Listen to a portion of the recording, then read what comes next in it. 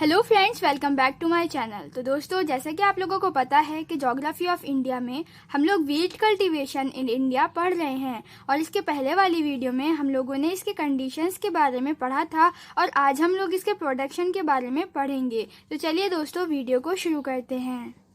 So friends, दूसरे number पर आता है production. Wheat is grown on 13% of the cropped area of India.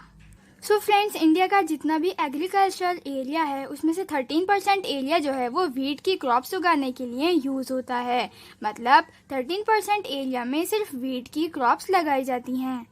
So friends, अब हम लोग एक टेबल को देखने जा रहे हैं और फिर उसको अच्छे से ऑब्जर्व करने के बाद, उस टेबल को अच्छी तरह से देखने के बाद हम लोग अच्छी तरह समझ पाएंगे कि वीट का प्रोडक्शन इंडिपेंडेंस के बाद से 2004 तक कितना हुआ है। तो चलिए फ्रेंड्स, सबसे पहले हम लोग टेबल को देखते हैं। तो दोस्तों, अगर आप ये लोग इस टेबल को अच्छी तरह से देखें तो इसमें आप लोग देखेंगे कि एक साइड ऊपर की तरफ ईयर्स दिए हुए हैं 1950 to 51, 1960 to 61, 1970 to 71 और इसी तरह 1990 to 91 तक। ठीक है, तो दोस्तों ये टेबल काफ़ी लंबा था, इसलिए मैंने इसको दो पार्ट्स में डिवाइड कर दिया है। पहले हम लोग 1950 to 51 से 1990 to 91 तक का डेटा देखेंगे। ठीक है, तो दोस्तों साइड में आप लोग देख सकते हैं कि इसमें 3 कॉलम्स बने हुए हैं। पहला कॉलम है प्रोडक्शन का, जो मिलियन टन्स में दिया हुआ है। उसके बाद एरिया के एरिया में कितनी बढ़ोतरी हुई है, ठीक है, वो भी मिलियन हेक्टर्स में दिया हुआ है। और अगर यील्ड की बात करें तो किलोग्राम पर हेक्टर में दी हुई है। ठीक है फ्रेंड्स, तो दोस्तों सबसे पहले हम लोग देखते हैं कि इंडिपेंडेंस के जस्ट बाद का जो प्रोडक्शन था वो 6.5 था। ठीक है, उसके बाद अगर एरिया की बात करें तो 9.7 मिलियन हेक्टर्स और अगर यील्ड की बात करें तो 663 किलोग्राम हेक्टर्स था। तो फ्रेंड्स, गौर करने वाली बात यह है कि 1967 में ग्रीन रेवोल्यूशन आया था। तो ग्रीन रेवोल्यूशन से वीट के प्रोडक्शन पर कितना असर पड़ा है, एरिया पर और यील्ड पर कितना असर पड़ा है। तो दोस्तों आप लोग इस दोनों के बीच में कंपेयर कर सकते हैं 1960 to 61 जो कि सेकंड कॉलम में है और 1970 to 71। तो दोस्तों इन दोनों में आप लोग अगर गौर करें तो प्रोडक्शन में आप लोग देख सकते हैं कि जो है 2 गुना हो गया है प्रोडक्शन इसका, और एरिया में भी काफ़ी बढ़ोतरी आई है। जबकि 1960 to 61 में ये 12.9 था और 1970 to 71 में 18.2 हो गया है। और यील्ड की अगर हम लोग बात करें तो उसमें भी काफ़ी चेंज आया है, जो कि पहले यील्ड थी 851 और बाद में बढ़ के हो गई है 1307। सो फ्रेंड्स, टेबल के अगर इस पार्ट की बात करें तो तीनों चीज़ें ही लगातार बढ़ती चली जा रही हैं और ग्रीन रेवोल्यूशन के बाद तो सब चीज़ें डबल ही हो गई हैं। तो दोस्तों आप पहुंचते हैं टेबल के दूसरे हिस्से की तरफ। सो फ्रेंड्स, ये वाला जो टेबल का पार्ट है ये शुरू होता है 1997 to 98 से लेकर के 2023 to 2004। तो दोस्तों इसमें आप लोग देख सकते हैं कि पहला वाला कॉलम तो आपको पता है कि प्रोडक्शन का है, दूसरा एरिया और तीसरा यील्ड का। तो दोस्तों अगर प्रोडक्शन की बात करें तो प्रोडक्शन बढ़ता जा रहा है, फिर 1990 to 2000 में ये थोड़ा स्लो हो गया। ठीक है, और फिर 2000 to 2001 में भी ये थोड़ा कम है। उसके बाद से अगर बात की जाए तो 2001 to 2 में फिर से बढ़ गया और 2002 to 2003 में कम हुआ है और फिर इसकी रिकवरी हो गई 2003 to 2004 तक। फ्रेंड्स, मैं आपको जो है वर्ड टू वर्ड समझा रही हूँ, इसलिए मैं चाहती हूँ कि जो मैं बोल रही हूँ आप लोग उस पर गौर करें और टेबल की तरह फोकस करें, ताकि आपको जो मैं बोल रही हूँ वो सब अच्छी तरह से समझ में आ जाए। तो दोस्तों अगर एरिया की बात करें तो एरिया में भी कुछ इसी तरह का बदलाव आया है कि एरिया पहले कम था फिर बढ़ता चला गया, फिर 2000 में ये थोड़ा सा कम हुआ है, फिर उसके बाद अगर बात करें तो 2002 to 2003 में भी ये थोड़ा सा कम हुआ है, फिर उसके बाद 2004 में इसकी रिकवरी हो गई। दोस्तों अगर यील्ड की बात करें तो यील्ड का भी कुछ ऐसा ही हाल है कि 2002 to 2003 में यील्ड में थोड़ा सा जो है डिक्लाइन आया था, फिर उसके बाद 2004 में इसकी भी रिकवरी हो गई। तो दोस्तों जब हम लोग राइस कल्टीवेशन पढ़ रहे थे तो उसमें भी मैंने आप लोगों को बताया था कि 2002 to 2003 में इंडिया में ड्राफ्ट कंडीशन आ गई थी, जिसके चलते सारा प्रोडक्शन और एग्रीकल्चर जो है वो बहुत ज़्यादा कम हो गया था, जिसके कारण इंडिया का जो प्रोडक्शन, यील्ड और एरिया है वो सभी कम हो गया था। और फिर इसकी रिकवरी भी बहुत ही जल्द कर ली गई, जो कि सिर्फ 1 साल में पूरी कंप्लीट हो गई थी। तो दोस्तों टेबल को ऑब्जर्व करने के बाद जो पॉइंट्स हमारे सामने आते हैं, अब हम उन पॉइंट्स को डिस्कस करते हैं। सो फ्रेंड्स, इसका फर्स्ट पॉइंट है, it is clear from the table that all the three aspects of the crop that is production, area and yield have recorded rapid growth, particularly after the introduction of the Green Revolution strategy in 1967. So friends, इसका मतलब ये हुआ कि हम लोग table में साफ साफ देख सकते हैं कि क्रॉप की तीनों एस्पेक्ट्स मतलब प्रोडक्शन, एरिया और यील्ड डायरेक्ट जो है बढ़ते चले जा रहे हैं।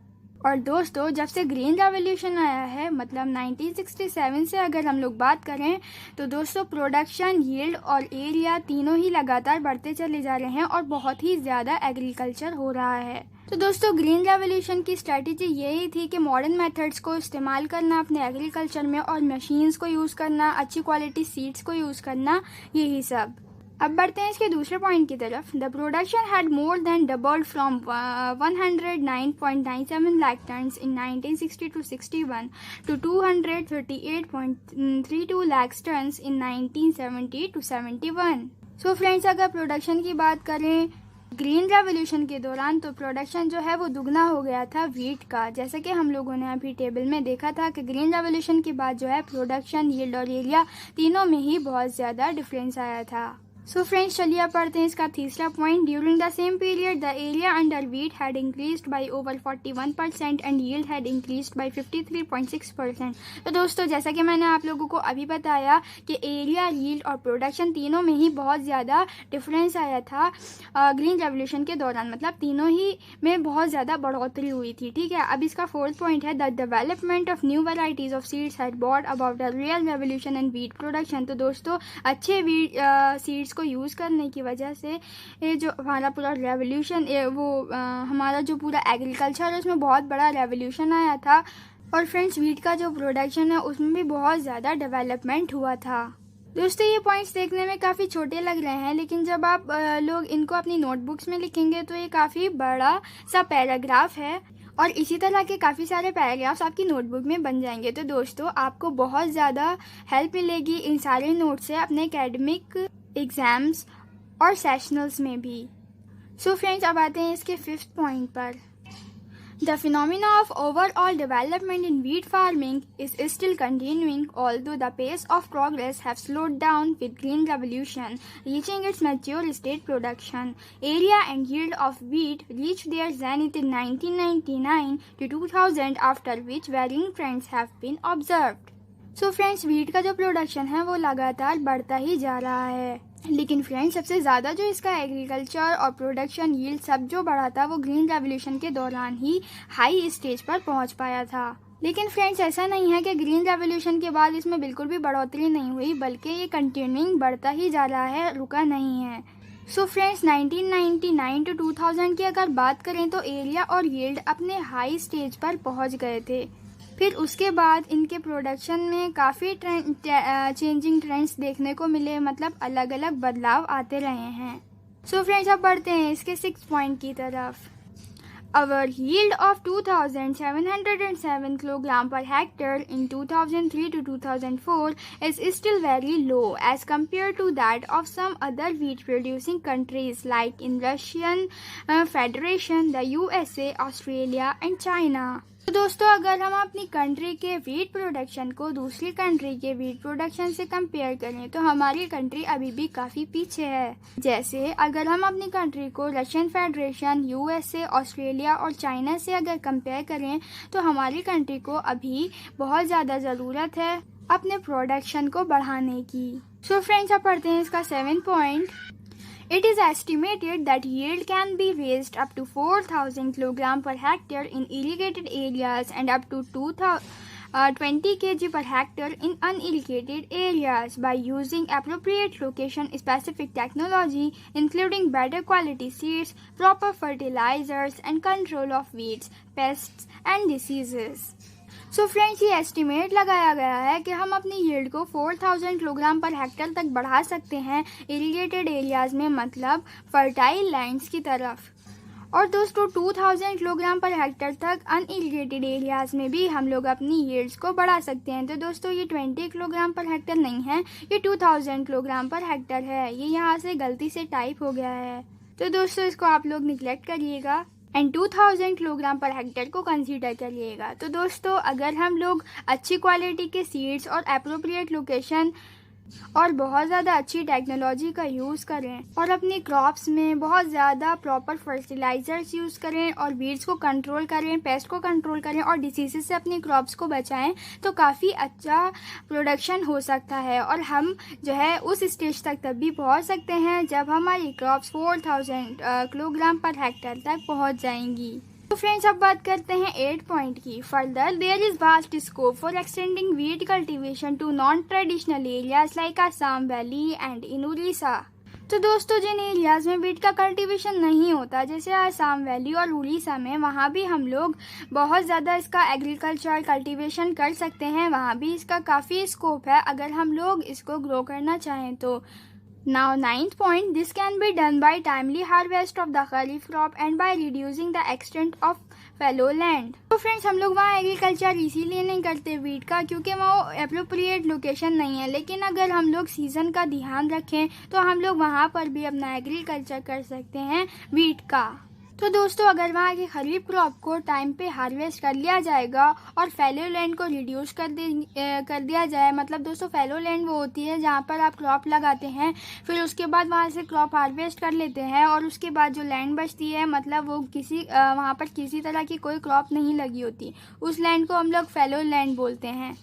तो अगर उस लैंड को रिड्यूस कर दिया जाए तो हम लोग भी वहाँ पर एग्रीकल्चर कर सकते हैं। उसके बाद दोस्तों इसका 10th पॉइंट है, West Bengal has already started growing wheat in sufficient quantity. तो दोस्तों वेस्ट बंगाल ने जो है वीट का प्रोडक्शन स्टार्ट कर दिया है, ठीक है, अच्छे खासे क्वांटिटी में।